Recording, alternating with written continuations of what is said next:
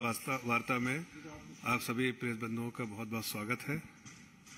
इस प्रेस में आज हमारे वरिष्ठ नेता वर्तमान में भारत सरकार में मंत्री भी रह चुके हैं और वर्तमान में एमपी हैं, पहले भारत सरकार में मंत्री भी रह चुके हैं, आदरणीय श्री रविशंकर प्रसाद जी आज इस प्रेस वार्ता में उनका उद्बोधन होगा। धन्यवाद।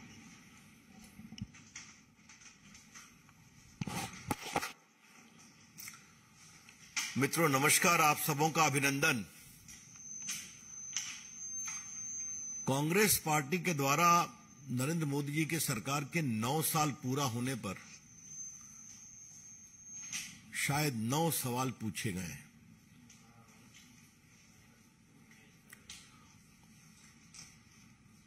पहले तो मन में विचार आया उसको इग्नोर किया जाए, लेकिन वो झूठ का इतना बड़ा पुलिंदा है कि रिकॉर्ड को स्ट्रेट करना और साफ करना दोनों जरूरी था।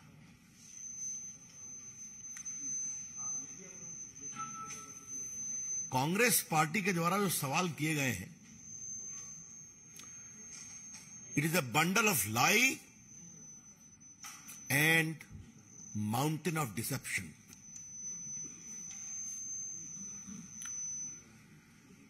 ये 9 सवाल नहीं है, ये कांग्रेस पार्टी के खींच से भरे सवाल हैं जो नरेंद्र मोदी जी के खिलाफ नफरत से उपजे हैं।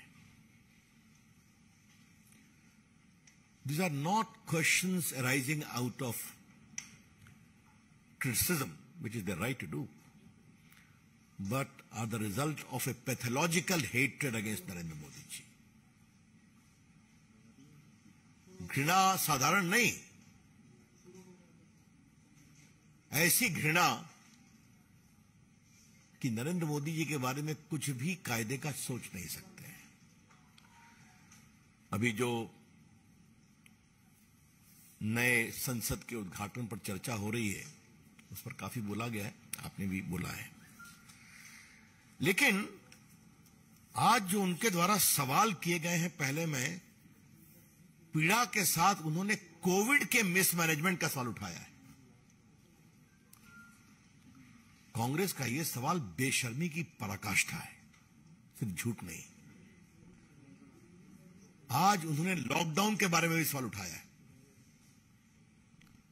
जबकि पूरी दुनिया क्या मानती है कि भारत का कोविड मैनेजमेंट दुनिया में बेस्ट रहा है।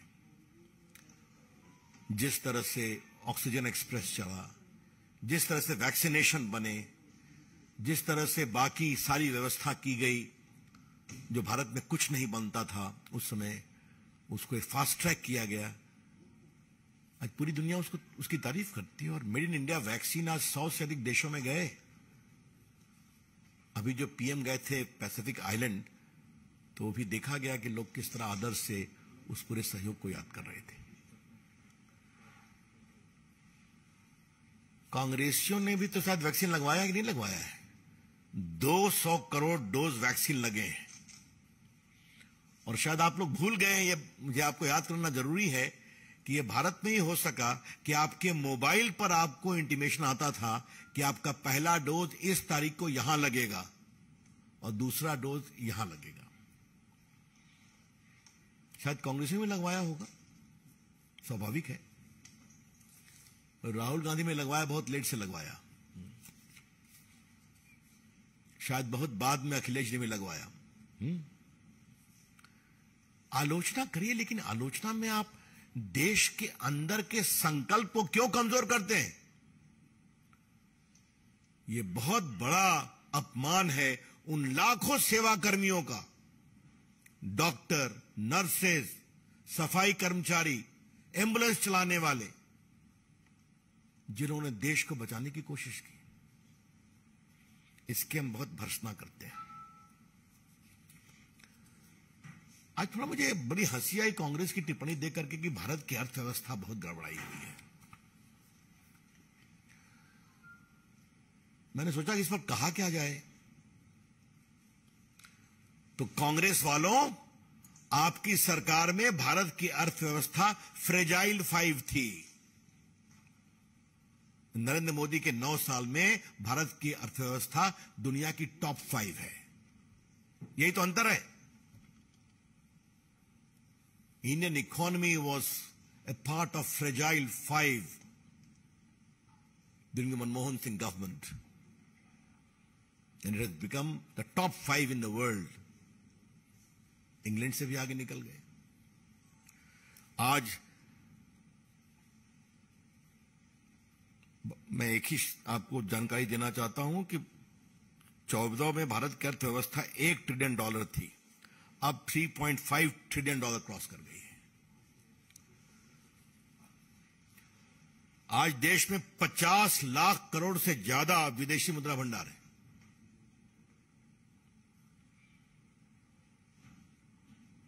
और एक संख्या हम खाली बताएंगे, एक्सपोर्ट कितना बढ़ा है। भारत में 36 लाख करोड़ रुपए का सामान एक्सपोर्ट किया गया, 36 लाख करोड़, जबकि 14 में सिर्फ 19 लाख करोड़ था। तो आप देखते हैं करीब करीब दुगना एक्सपोर्ट हुआ है। महंगाई पर बात बहुत की जाती है, तो थोड़ा हम बता दें, ये बहुत जरूरी है देश के सामने रखना आपके माध्यम से।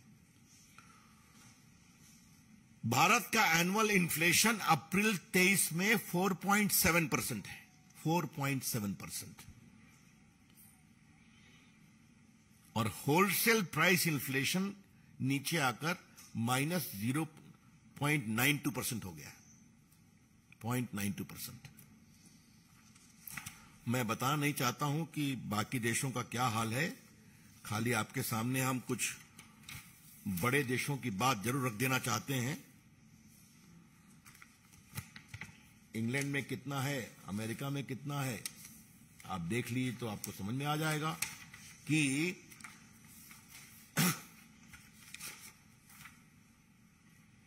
यूएस में 8.9, ऑस्ट्रेलिया 8.5, फ्रांस 17.5, स्वीडन 21.2, जर्मनी 23.5। हम कोई ऐसी बात नहीं करना चाहते हैं कि भारत लगभग 4.7% है, यूक्रेन की समस्या है, ग्लोबल सप्लाई चेन डिसलोकेटेड है, तो दुनिया भी उससे परेशान है। लेकिन हमने अपनी इकोनॉमी कैसे मैनेज की, दुनिया की टॉप 5 इकोनॉमी, और मैंने इसकी बात की। एग्रीकल्चर में तो बहुत चर्चा हुई है, ने एक इतनी झूठ बात कही है कि एमएसपी पे क्या कर रहे हैं। तो आज हम रिकॉर्ड स्पष्ट करना चाहते हैं कि धान का एमएसपी 14-15 में 1360 रुपए पर क्विंटल था, आज वो 2040 रुपए पर क्विंटल है, 100% राइज हुआ है। उसके बाद पैडी ग्रेड ए 1400 रुपए था 14-15 में, आज वो 2060 रुपए पर क्विंटल है।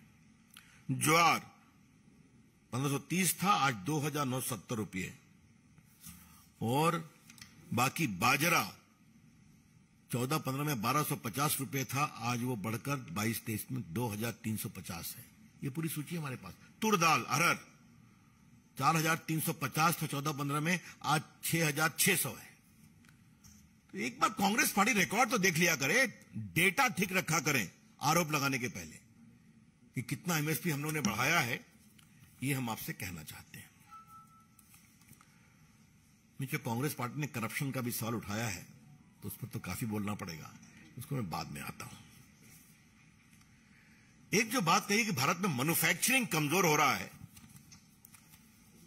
तो जरा ये हम आपके सामने जरूर रखना चाहेंगे कि भारत में मैन्युफैक्चरिंग का क्या हाल है। 16,000 करोड़ का डिफेंस एक्सपोर्ट हो रहा है कि नहीं। और एक विषय जिससे थोड़ा मेरा जुड़ाव रहा है उस विभाग के मंत्री के रूप में, आज भारत मोबाइल मैन्युफैक्चरिंग में दुनिया का 2nd बिगेस्ट मैन्युफैक्चरर बना है। और आपको जानकर खुशी होगी कि 22-23 में $11 बिलियन यानी 90,000 करोड़ का मोबाइल एक्सपोर्ट किया गया है। इसमें 4-5 लाख लोगों को नौकरी मिली है। प्रोडक्शन लिंक इंसेंटिव होने के बाद ये आगे बढ़ा, जिसमें 70% महिलाएं काम करती हैं। 70%। फोन की निटिंग में उनकी बहुत बड़ी भूमिका होती है। और ये एक सोची समझी रणनीति थी कि भारत को थाईलैंड, वियतनाम और चाइना की तुलना में कॉस्ट कम करना था। इसीलिए पीएलआई स्कीम आया। और आज देखिए भारत कहां से कहां पहुंच गया। अभी टिम कुक आए थे ना, एप्पल कंपनी के मालिक, उन्होंने क्या कहा, India is a digital great growing market for us. तो जो भारत में एक्सपोर्ट बढ़ा है, तो आपको जानकर एक संख्या खाली मैं बता दूं, 2014 में भारत के 78% मोबाइल बाहर से आते थे, 78%। और आज भारत के आवश्यकता का 99% मोबाइल मेड इन इंडिया से आता है। अब 1-8% कुछ लोग बाहर का मोबाइल लेते होंगे, उनको अब शुभकामनाएं। तो उसमें नौकरी मिली, उसमें टैक्स आ रहा है, उसमें इन्वेस्टमेंट आ रहा है। ये क्या बातें कही जाती हैं। एक जो भारत की एक और बहुत विशेषता है, जीएसटी पर भी सवाल कहा गया है, क्या कहते हैं वो, गब्बर सिंह टैक्स। हाँ हाँ, ये राहुल गांधी का तकिया कलाम है। अप्रैल 23 में भारत में 1,87,000 करोड़ का रेवेन्यू आया है जीएसटी से, हाईएस्ट एवर, 1,87,000 करोड़। और सिर्फ 20 अप्रैल को 68,288 करोड़ 28 करोड़ रुपए आए हैं एक दिन में, हाईएस्ट एवर। और कांग्रेस के मित्रों, जीएसटी जब आती है तो राज्य को भी तो फायदा होता है। वो सारी सूची हमारे पास है। तो आज देश की इकोनॉमी क्लियर हो रही है, क्लीन हो रही है। और ये देखिए, 2 आंकड़े देकर के मैं इस चैप्टर को खत्म करूंगा। डायरेक्ट बेनिफिट ट्रांसफर में 22-23 में 6,68,435 करोड़ रुपए, 6,68,435 करोड़ रुपए सीधा बैंक अकाउंट में भेजे गए गरीबों के। लगभग 45 करोड़ बैंक अकाउंट खुला है 312 स्कीम में। और कितना सेव किया गया, 2,73,093 करोड़ रुपया सेव किया गया, जो बीच के लोग मार लिया करते थे। और दूसरा, फिनटेक मूवमेंट में आपको जानकर मुझे खुशी होगी बताते हुए कि भारत का जो फिनटेक मार्केट है वो दुनिया का सबसे बड़ा है, वन ऑफ द बिगेस्ट है। $50 बिलियन 21 में था और 25 तक बढ़ के $150 बिलियन हो जाएगा। और डिजिटल पेमेंट भारत में $10 बिलियन का है। तो क्या डिजिटल इंडिया, क्या डिजिटल पेमेंट, क्या जीएसटी, क्या मोबाइल मैन्युफैक्चरिंग, क्या किसानों की, अब जहां तक नौकरी का सवाल है, मुझे एक बात कहनी है। आपको मालूम है 4.5 करोड़ रुपया तो एम्प्लॉय प्रोविडेंट फंड से आता है, उसका एक रिकॉर्ड है जो फॉर्मल लोग हैं। नरेंद्र मोदी की सरकार में 98,000 किलोमीटर नेशनल हाईवे बना है। तो नेशनल हाईवे बनता है तो लोगों को अवसर रोजगार का मिलता है कि नहीं। भारत स्टार्टअप इंडिया में दुनिया में कहां से कहां 1 लाख स्टार्टअप है, उसमें 100 से अधिक यूनिकॉर्न है। यूनिकॉर्न का मतलब क्या होता है, $1 बिलियन उनका रेवेन्यू, 7,000 करोड़। उसमें कितनों को नौकरी मिल रही है। मैंने मोबाइल की बात आपको बताई, इलेक्ट्रॉनिक की बात मैंने बताई आपको। आज भारत में इतना मेट्रो आ रहा है, भारत का रेलवे में एक ही, आपको मैं आंकड़ा दे देना चाहता हूं, नौकरी के बारे में तो बहुत जरूरी है बताना, कि रेलवे का विद्युतीकरण 13-14 में सिर्फ 33% था, आज वो 90% 22-23 पर हो गया है। तो लोगों को नौकरी मिल रही है कि नहीं, जब बिजली बढ़ाने का काम अधिक तेजी से हो रहा है। डिजिटल दबदबा मैंने आपको बता ही दिया कि डिजिटल दुनिया में भारत का दबदबा क्या है। Cheapest internet in the world ये भारत में है, जिसका आप लोग भी सदुपयोग करते हैं। फटाफट भारत की व्हाट्सएप इंडस्ट्री बहुत तेज बढ़ रही है। आप लोग भी सब कुछ, आजकल तो आपकी पूरी रिपोर्टिंग मोबाइल पे ही आती है। आपका अभिनंदन है, खुशी होती है। पूर्व संचार मंत्री के रूप में थोड़ा इसका मेरी भूमिका रही है, तो मुझे एक व्यक्तिगत संतोष भी मिलता है। तो ये जो पूरी स्थिति है, सड़कें हैं, हाँ मैं तो बताना ही भूल गया, कितना एयरपोर्ट बना है आपको मालूम है ना, कि आज एयरपोर्ट की संख्या कहां से कहां पहुंच गई है। मैं वो भी आपको संख्या दे देता हूं। एयरपोर्ट जो है, हाँ कितना, 74 न्यू एयरपोर्ट बने हैं। हमारे बिहार में दरभंगा में 9 लाख लोग खाली दरभंगा से उड़े हैं, और दरभंगा से कोचिन भी फ्लाइट जा रही है। तो जब विस्तार होता है तो रोजगार के अवसर मिलते हैं कि नहीं। तो क्या सड़क, क्या बिजली, क्या मेट्रो, क्या इलेक्ट्रिफिकेशन, क्या मैन्युफैक्चरिंग, आज भारत की टॉय इंडस्ट्री में कितने लोगों को काम मिल रहा है। तो ये सब कांग्रेस पार्टी नहीं देखे तो हम क्या कर सकते हैं।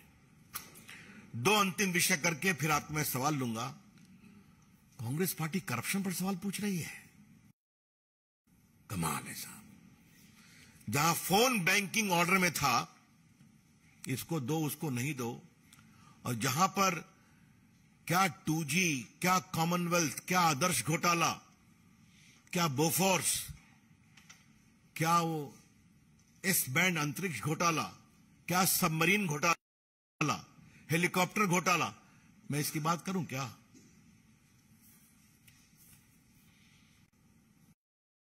दो बातें मुझे कांग्रेस के बारे में आज कहनी है। हम लोग पंच तत्व की बात करते हैं ना,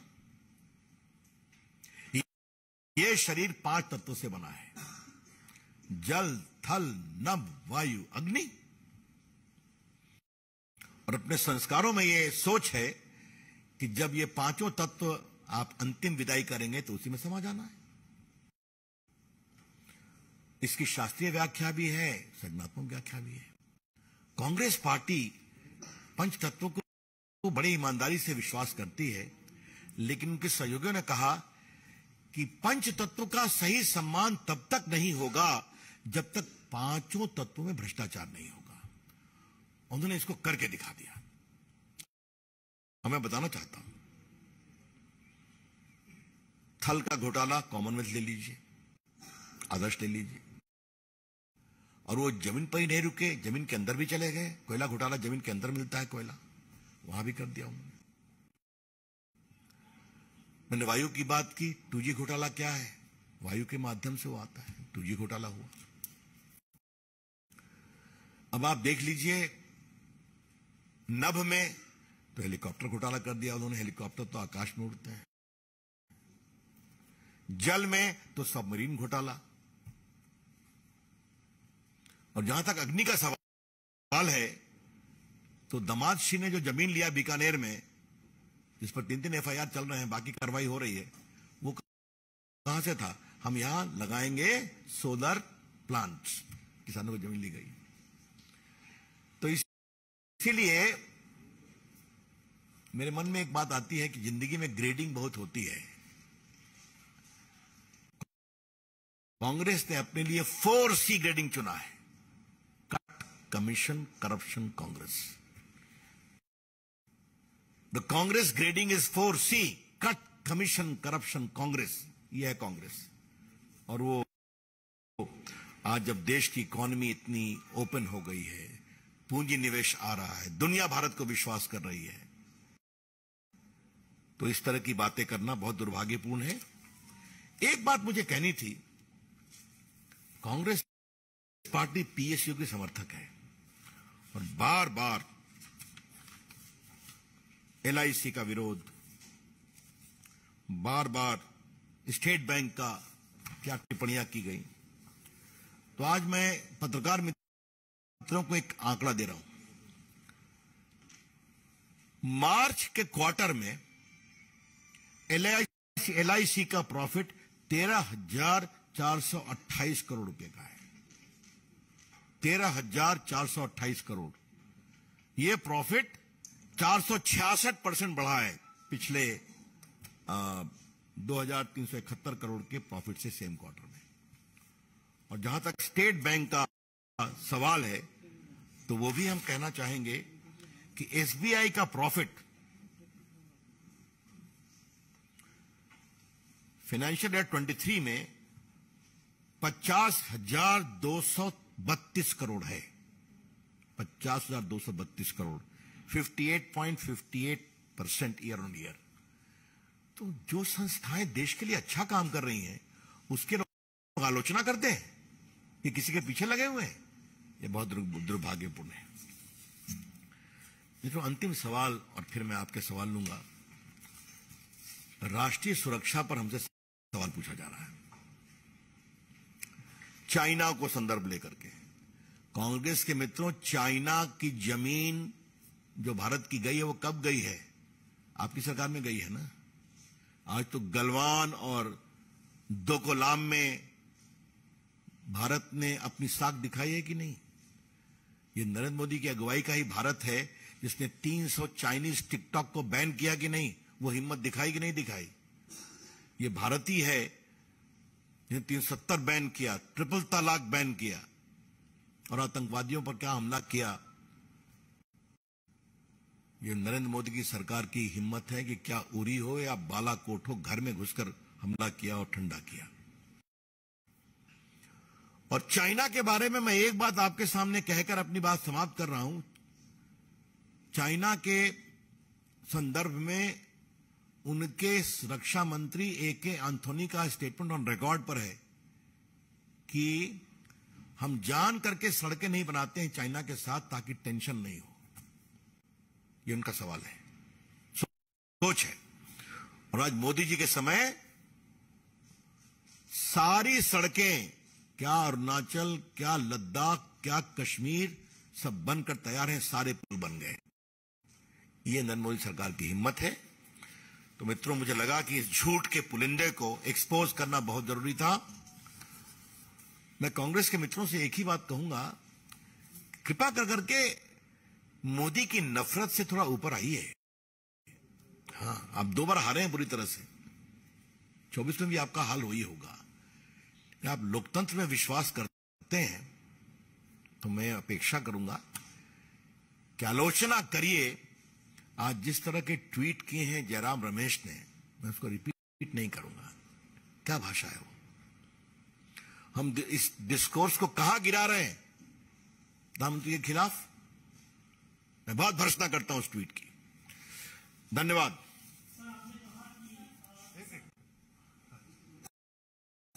आपने कहा कि 2024 में आप फिर हारेंगे, लेकिन हम नहीं हारेंगे, कांग्रेस हारेगी। जयराम रमेश कह रहे हैं कि कर्नाटक के जनादेश में बड़ा संदेश है। गृहमंत्री क्या कहते हैं, इससे फर्क नहीं पड़ता। प्रधानमंत्री से लोग थक चुके हैं। एक इस पर प्रतिक्रिया दे दीजिए। और दूसरा ये है जो उन्होंने कहा है कि अमेरिका के अंदर कोपेनहेगन में जो है मनमोहन सिंह पूर्व प्रधानमंत्री को राष्ट्रपति ने, अमेरिका के राष्ट्रपति ने गले लगाया था। तो इन 2 प्रश्नों पर, अरे भाई, उनको कहां परेशानी है? हमने आपको बताया कि मोदी जी को कितने देशों ने अपने देश का सर्वोच्च सम्मान दिया है। अफगानिस्तान हो, पैलेस्टाइन हो, इजराइल हो, सऊदी अरेबिया हो, आपके कतर हो, आपके दुबई हो, ये तो है ना। बिडेन साहब ने क्या कहा अमेरिका के राष्ट्रपति ने प्रधानमंत्री के बारे में, आपने देख ही लिया। और सिडनी में क्या हुआ, पीएम की लोकप्रियता आपने देख ही लिया। तो कृपया करके अब उनको दावे करने दीजिए, मुझे उस पर कुछ नहीं कहना है। लेकिन मिस्टर जयराम रमेश, शर्मल शेख कब हुआ था? आज मैं याद दिलाता हूं, जब उन्होंने याद कराई, शर्मल शेख में क्या हुआ था? पाकिस्तान को भी विक्टिम ऑफ टेररिज्म माना गया था, मालूम है ना आपको? हाँ, ये हुआ था। और शर्मल शेख में कौन गए थे? मनमोहन सिंह गए थे। एक मिनट।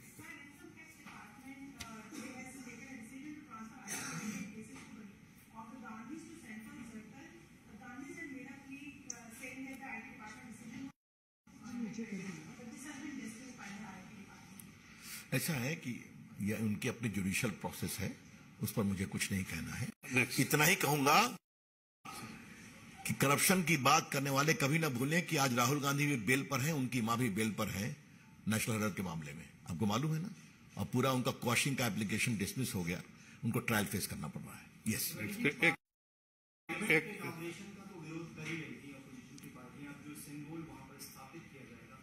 मैं इस पर जवाब दूंगा। हाँ, और कोई सवाल?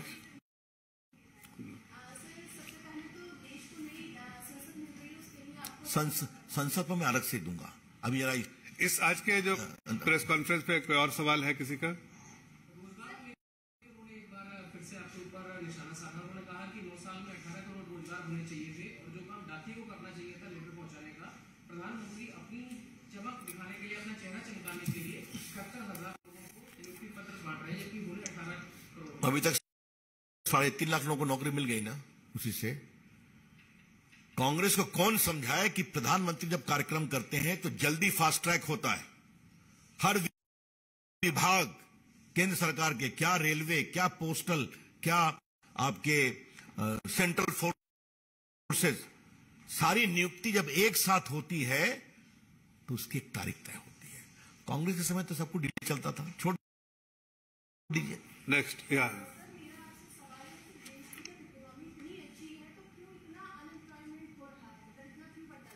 अभी मैंने विस्तार से उसका जवाब दिया ना, एम्प्लॉयमेंट का, कि क्या क्या नए अवसर बने हैं और भी बनेंगे।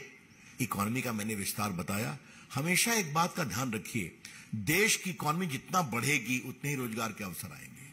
मैंने बताया ना आपको, एक मोबाइल का मैंने एग्जांपल दिया, डिफेंस का एग्जांपल दिया। इसलिए और करने की जरूरत है, हम और भी करेंगे।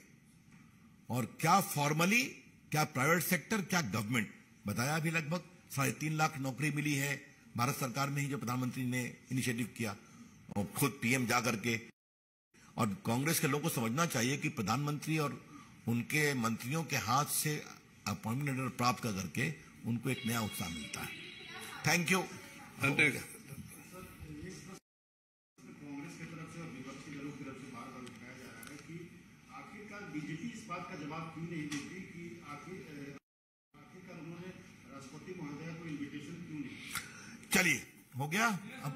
अब कोई सवाल? कोई कांग्रेस ने एक बार फिर से निशाना साधा कि जो दुगनी आय करने का मामला था वो आज तक क्यों नहीं दुगनी आय उनकी 2014 से वादा किया था, और जो किसान आंदोलन के समय जो समझौता होगा वो। पहली बात तो मैं ये कहना चाहूंगा कि किसानों को, भारत के 11 करोड़ किसानों को 6,000 रुपये जाते हैं कि नहीं, आज तक जा रहे हैं कि नहीं।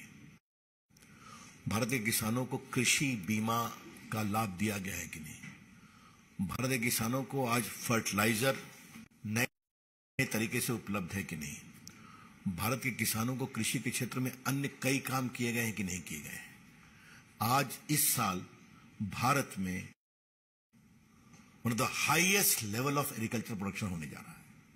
आज के आप इकोनॉमिक टाइम्स, बाकी अखबारों में देखिए तो कांग्रेस और जहां तक एमएसपी का सवाल है, कितना बढ़ोतरी हुई, मैंने आपको पढ़ दिया। इसलिए कांग्रेस पार्टी की पीड़ा मैं समझता हूं, इसलिए चिंता मत करिए, उसका जवाब निश्चित मिलेगा और देश की जनता देगी। किसानों के लिए नरेंद्र मोदी जी की सरकार ने बहुत ही ऐतिहासिक काम किए हैं। बहुत बहुत धन्यवाद। एक बात आई तो मैं थोड़ा इसको विस्तार से बता देता हूं। ये संसद के सत्र का उद्घाटन नहीं है, ये नई संसद का उद्घाटन है। इस बात को समझिए। जो राजनाथ जी ने ट्वीट किया है कि संसद के सत्र के उद्घाटन की एक गरिमा होती है, राष्ट्रपति आते हैं, आपको मालूम है, बजट सेशन हो, बाकी सेशन हो। ये नए संसद भवन का उद्घाटन है। तो अब जरा मुझे बोलने देंगे आप, कृपा कर करके प्लीज। मैं आपके सारे सवालों को एंटिसिपेट कर रहा हूं, शांति से सुना जाए, बड़ी कृपा होगी। तो ये पहली बात है। दूसरी बात, अमित शाह जी ने कल विस्तार से बताया है कि सोनिया गांधी ने कितने विधानसभा का उद्घाटन किया। वो तो कुछ नहीं थी, खाली एमपी थी। क्या छत्तीसगढ़, क्या मणिपुर शिलान्यास किया। बिहार में जो हमारा बना है सेंट्रल हॉल, उसका उद्घाटन नीतीश बाबू ने किया। और छत्तीसगढ़ की भी तो राज्यपाल एक ट्राइबल है, उनको तो नहीं बुलाया गया। बाकी दर्जनों एग्जाम्पल हमने दे दिया, उसकी चर्चा करने की जरूरत नहीं है। संसद में राजीव गांधी ने क्या किया, 74 में इंदिरा गांधी ने क्या किया, और इन लोगों ने द्रौपदी मुर्मू का कितना सम्मान किया। कृपया करके आप अपने पुराने फुटेज निकाल लीजिए, क्या क्या कहा है इन लोगों ने, कुछ चल रहा है। कृपया करके राष्ट्रपति जी को इस डिबेट में, विवाद में न लाया जाए। बहुत गरिमा में आचरण है आदरणीय द्रौपदी जी का, हमको उसका सम्मान करना चाहिए। लेकिन कांग्रेस पार्टी का मुझे अब जवाब देना है। वो क्या इस बिल्डिंग के शिलान्यास में आए थे क्या? मुझे बताया जाए। कांग्रेस पार्टी के लोग संसद भवन के शिलान्यास में क्यों नहीं आए? बस हमको विरोध करना है। कांग्रेस पार्टी के लोगों ने आज तक सरदार पटेल की स्टैच्यू ऑफ यूनिटी पर 2 फूल चढ़ाया है, जो दुनिया की सबसे बड़ी स्टैच्यू बन गई है। 4 लाख लोग हर हफ्ते आते थे पिछले जाड़े में। बोलिए, कांग्रेस पार्टी के लोग ये जो इंडिया गेट के पीछे में जो वॉर मेमोरियल बना है वर्ल्ड क्लास, यहां कभी गए हैं क्या? तो क्या बात की जा रही है? तो मोदी जी कुछ भी करेंगे उसका विरोध करना है। अब जहां तक सेंगोल की बात है, ये भारत की बहुत बड़ी परंपरा है। आज भाजपा की ओर से एक सवाल मुझे पूछने की इच्छा जरूर है कि सेंगोल जो दक्षिण भारतीय आध्यात्मिक सांस्कृतिक धरोहर है भारत के इतिहास की, वो नेहरू जी की वॉकिंग स्टिक कैसे बन गई? इसका जवाब कांग्रेस को देना पड़ेगा। और वो पड़ी हुई थी इलाहाबाद के म्यूजियम में, क्यों नहीं खोज खबर दी गई? आज देश ने खोज खबर ली, आज मोदी जी ने खोज खबर दी, और आज भारत की वो महान धरोहर को उसी आध्यात्मिक आदर के साथ संसद भवन में स्थापित किया जा रहा है। तो कांग्रेस पार्टी को अगर अपने इतिहास से ही चिढ़ है तो मुझे कुछ नहीं कहना है। That's all. Thank you.